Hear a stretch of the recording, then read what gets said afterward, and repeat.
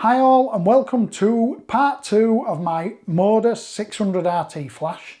We're going to look at the Pro Kit that I bought the other day. I'll play some B-roll over the top. We're now going to take a look at them in action. The other day I spoke about them and said, oh, they felt fantastic. The rechargeable battery that comes with them lasts 600, 550 to 600 and full power shots. And it's a big rechargeable lithium battery. You get 2 flashes and you get the Viper ETTL trigger, which I've now got coupled onto a Nikon D750. I have got the D4S, but that's in the house. I bought this last night, this D750, at a steal of a price. The shutter count is very high, 120,000. So, but I got it cheap and it's in pristine condition and it works absolutely spot on. If the shutter goes, they're only a few £100 anyway, so there's no point beating yourself up about that.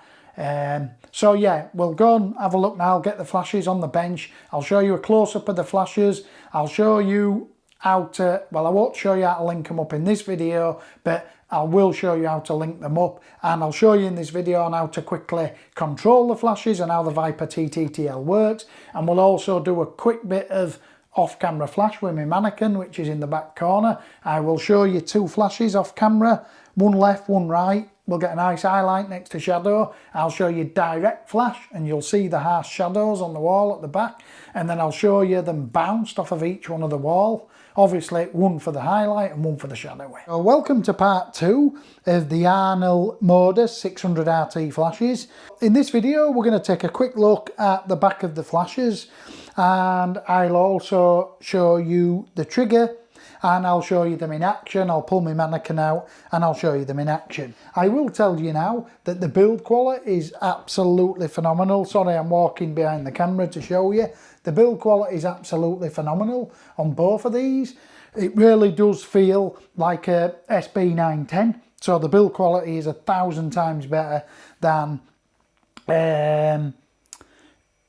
a YN568 EX or something like that. And of course we have the big external battery pack, which allows these to recycle in 1.5 seconds, and you get from 550 to 600 full power flashes, which is a lot of flashes, and it's just one battery. So if you go to a photo shoot or out like that, you'd better charge your battery for each one of your flashes and it'd probably last you all day. You won't need to mess around with silly rechargeables, which there's no wrong with rechargeables, but of course these flashes are better. Right, so we're now going to put this flash into Group A. So if we press this button here, we press it once, we go and we can put the flash into master or slave mode. I want it in slave mode because I'm going to use the trigger to fire these 2 flashes. Now I could in theory put it into master and then fire this flash with that one on the camera, but we're not going to do that for this video.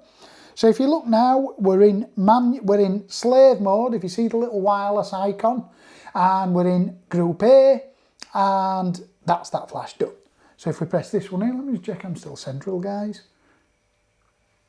Let's put them over. So now we'll wake up the flash, we'll press this.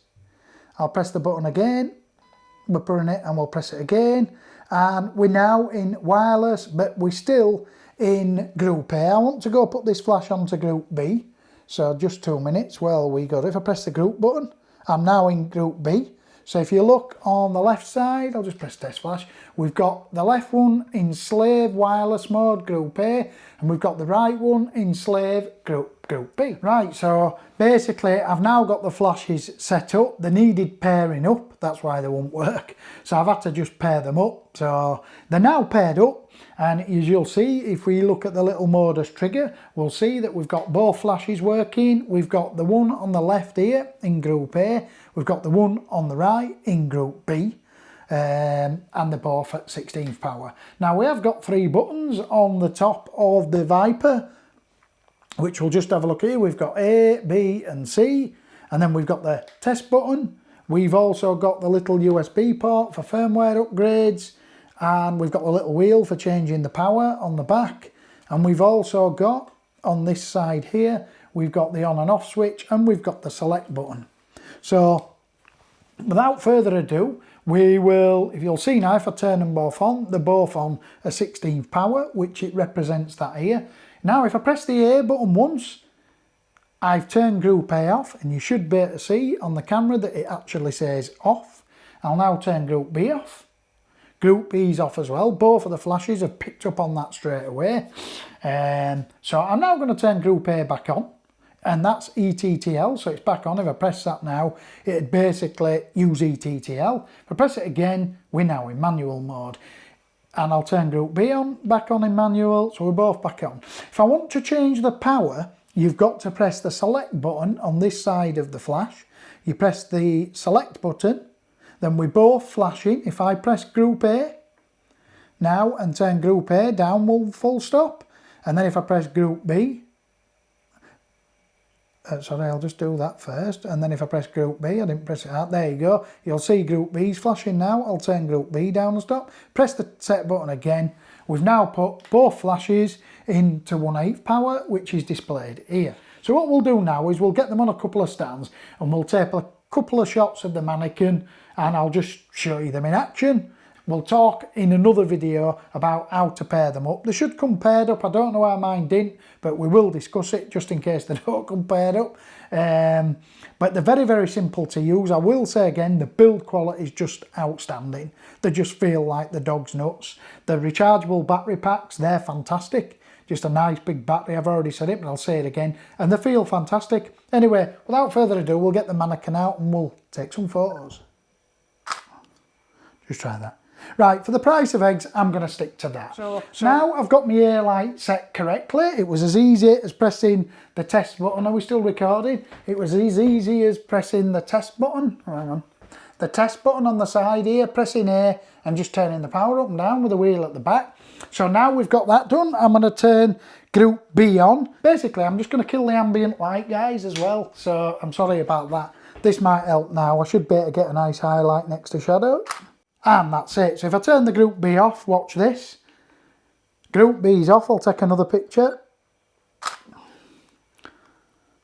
Now I'll show you before and after, and you'll see the light's harsh. We've come down the direct flash, so the light's harsh. But there you go, we've got a nice highlight next to shadow. So that's it. I'll tell you what else I'll do. We'll try them in ETTL. Let's see what that does. So what we're going to do now is I'm going to turn Group A to ETTL by pressing the A button twice.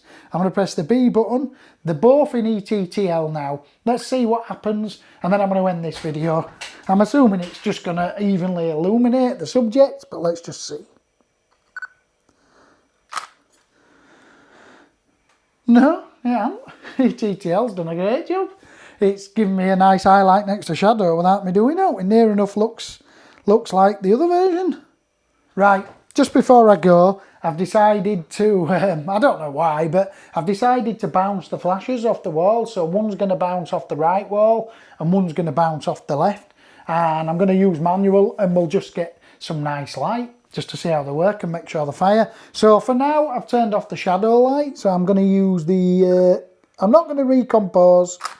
I'm not going to recompose, which I've been doing for the rest. Right, at the minute, that's way too dark. So I'm going to press the test button. And I'm going to press A, and I'm going to turn it up 1, 2. I'm going to turn it up 2 full stops. I'm going to press OK.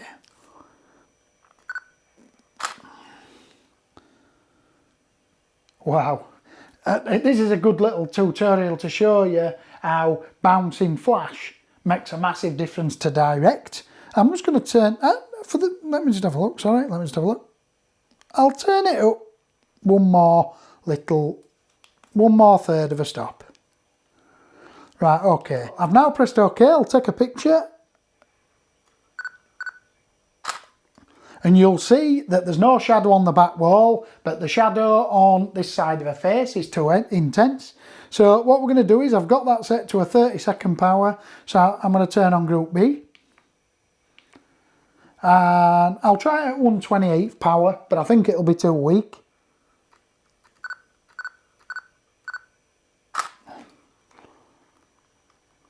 Do you know what? It's not bad, isn't that, to be honest? I'll turn Group B up at 1/3 of a stop. Go on, I'll turn it up 2/3. Let's try that.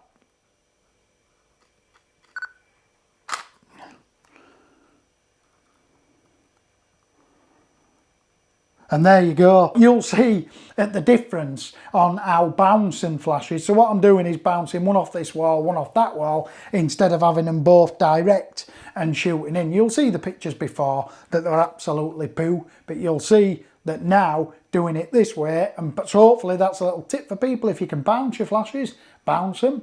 But bearing in mind, I am using, I'll just tell you, I'm using, let me just turn my things on, I'm using f2.5, ISO 100, 200 of a second. I'll just turn both flashes off just to show you the picture without, I'm not using any ambient, well not hardly any anyway. And you'll see if you look at the ambient one, you can't, it's near enough pitch black. So that's why the shadows were showing more, because I'm not taking in any ambient whatsoever. We're using all flash. Please comment and subscribe, and I'll see you in the next.